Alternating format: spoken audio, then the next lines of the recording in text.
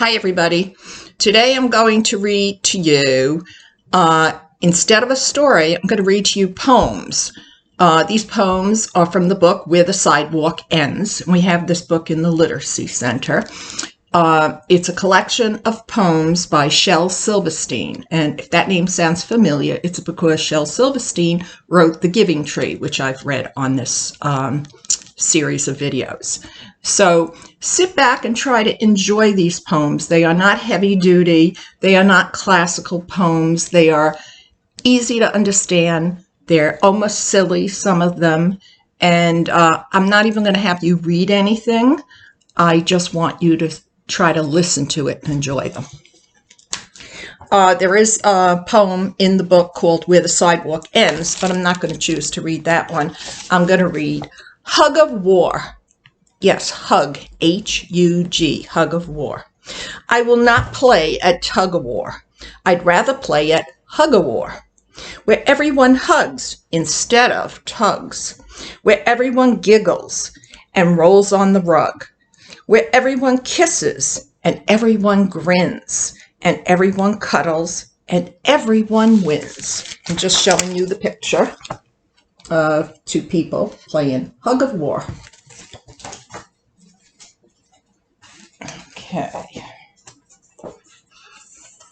This one is called Invention. And in a minute, I'll show you the picture. It's quite funny. I've done it. I've done it. Guess what I've done? Invented a light that plugs into the sun. The sun is bright enough. The bulb is strong enough. But, oh, there's only one little thing wrong. The cord isn't long enough. And there's the funny picture that goes with that silly poem.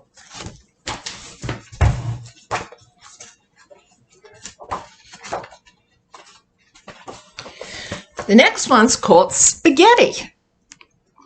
Spaghetti, spaghetti all over the place. Up to my elbows, up to my face, over the carpet and under the chairs, into the hammock and wound around the stairs, filling the bathtub and covering the desk, making the sofa a mad, mushy mess. The party is ruined. I'm terribly worried. The guests have all left, unless they're all buried. I told them, bring presents. I said, throw confetti. I guess they heard wrong because they all threw spaghetti.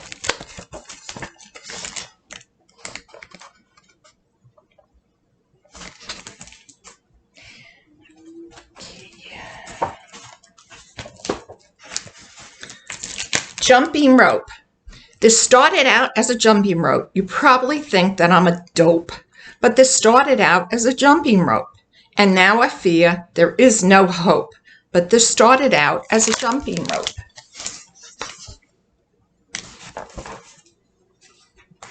Now the next one, if you think about it, might have some underlining meaning, especially when you think about differences between people and maybe even political parties. So think about that while I read this to you. But it wasn't really meant to be anything really deep. But just listen.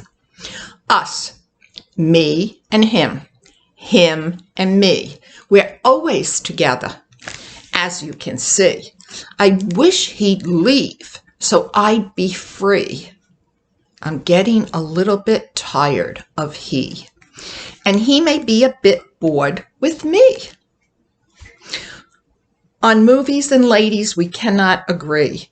I like to dance. He loves to ski. He likes the mountains and I love the sea. I like hot chocolate. He wants his tea. I want to sleep. He has to pee.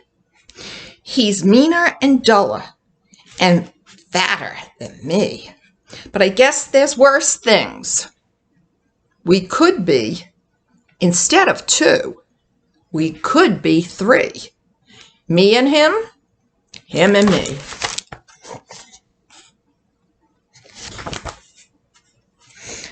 Okay, that's all that I'm going to read to you from Shel Silverstein, but I wanted to tell you, even though I never liked poetry, once I started teaching in the 1970s, I decided that it was important to instill a love of poetry into my children. So I taught them how to read poetry, and I did that with a wonderful book called Wishes, Lies, and Dreams by Kenneth Koch.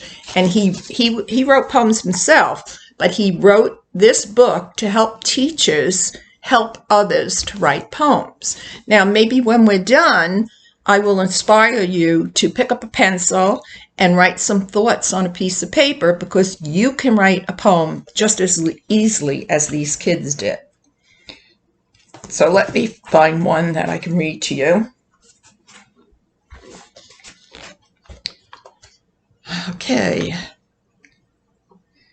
My shirt is as blue as the day. My hair is as black as my shoes. My pants are as green as a leaf. My sweater is as white as the snow.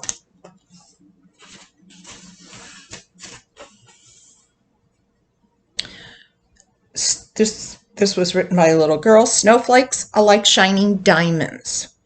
A breeze is like the sky is coming to you. The sun is like golden, bright earrings. This one is called A Dream. I once dreamed that I lived on a planet full of peace. One dare not say a word about the violence there had been. The flowers bloomed, you never wilted, the people they were gay. But that was a dream, no wars or meanness, but that was a dream.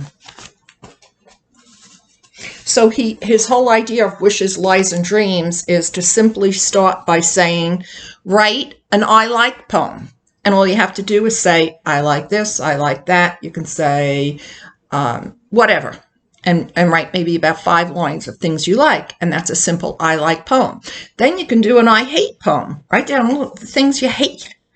And then you can mix it. An I like, I hate poem. One line I like, the next line I hate. Dreams, and I'm going to read you one that fall into that category.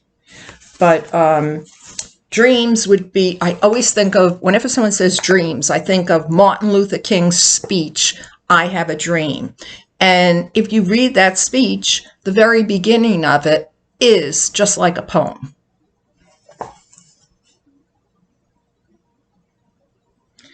All right, I'm trying to focus on which one it was. Oh, this one is I Used to Be, But Now. That would be another title where you just say, I used to be this, but now I'm that. Okay, I used to be a baseball player with my brother, but now I want to be a dancer.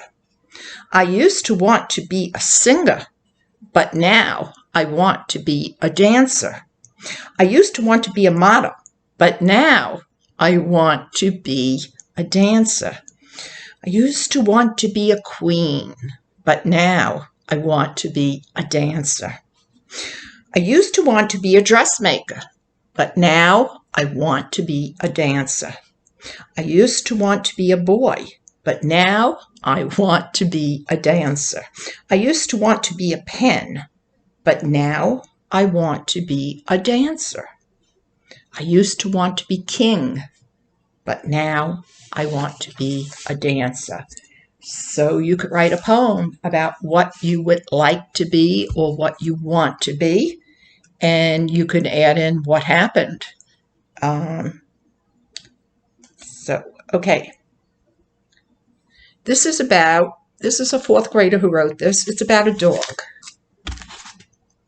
Oh, dog, how do you feel with so much hair around you? Dear master, oh my dear master, I feel nice and warm. Oh, dog, how do you feel with those fluffy ears? Dear master, oh master, I feel as if I had super hearing. Oh, dog, how do you feel standing on 4 legs? Dear master, oh my dear master, I feel light and strong. Oh, dog, I'll leave now. Goodbye. Dear Master, oh, dear Master, I feel it. My heart is breaking. So instead of reading anything tonight, why don't you just take a piece of paper and a pencil and think of what you can write with an I like or an I dream or just thoughts, just anything that comes into your head that you write down. I have to say, as I was teaching, I learned to love children's poetry like the ones that I just read to you. Turns out that my daughter became a poet, and she started a nonprofit called the Poetic People Power.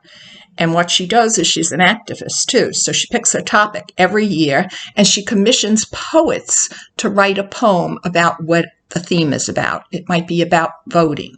It might be water. It could be about any political issue.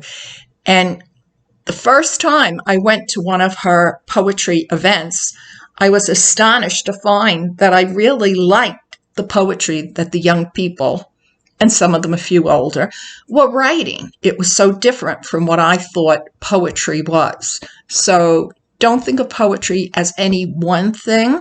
Think of poetry as no limits. You just write what you want, and it's yours. You don't have to show anybody your poems. But if you want to share it with me, I'd love to hear them.